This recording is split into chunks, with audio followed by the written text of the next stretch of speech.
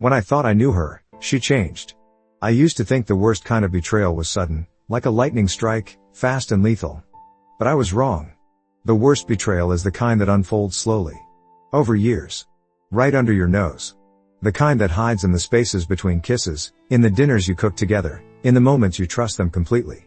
The kind where you help them get ready for the nights they spend in someone else's arms, and never even know it.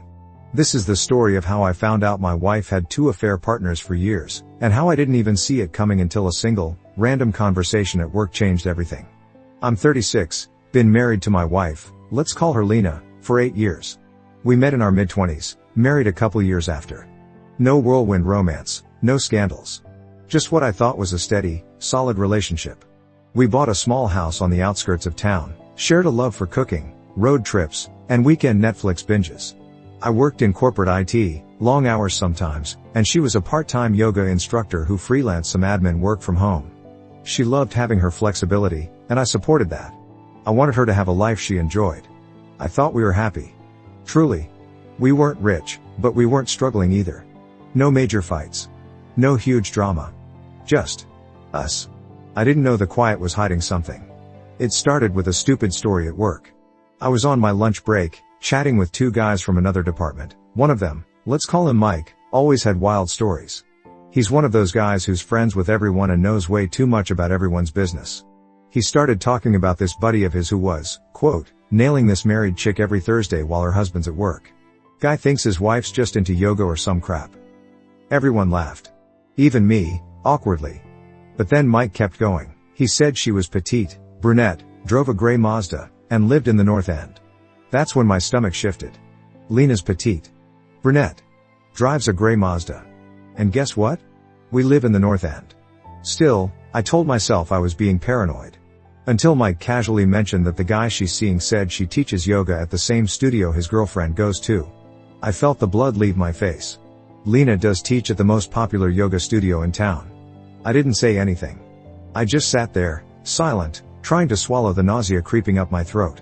That night, I watched her more closely.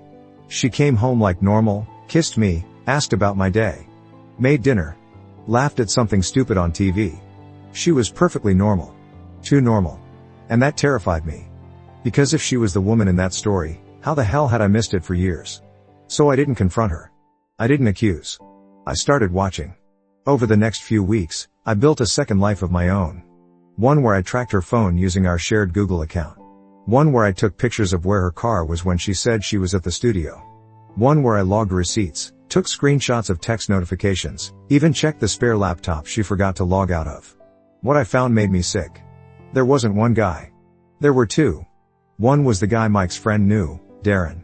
He was older, divorced, met Lena through one of her yoga classes. The second was some gym bro she'd met during a retreat she helped organize. Both of them had been seeing her on and off for over 3 years. 3 years. While I was working late, she was letting these guys into our home. Into our bed. She didn't just lie, she built a parallel life. Carefully, cleanly. She covered her tracks so well, I still don't know how she managed it so long without slipping.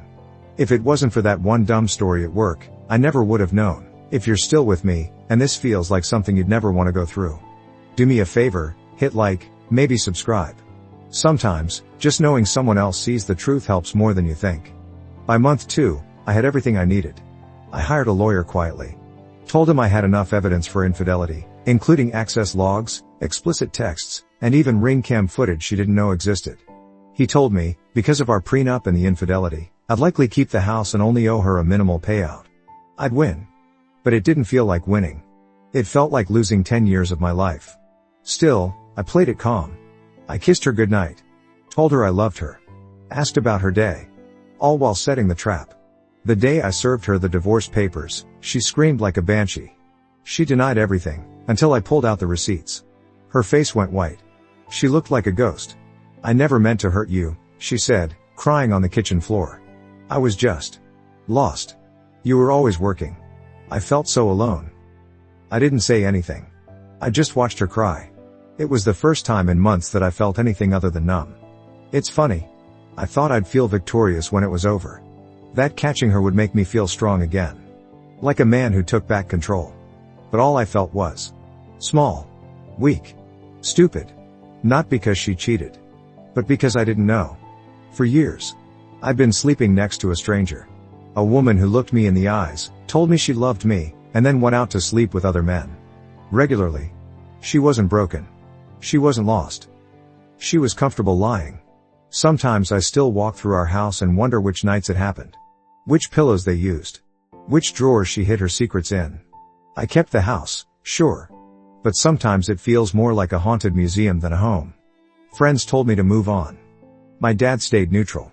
Said people change. My mom, though, she blamed me. Said I worked too much. Said maybe if I'd been more attentive.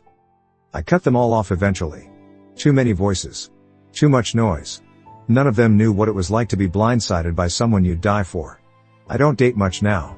I try, but I flinch at things normal people wouldn't even notice. When someone's phone buzzes and they smile, I wonder who they're texting. When they say they're busy, I imagine hotel rooms and fake alibis. I want to love again. But I don't know how to trust anymore.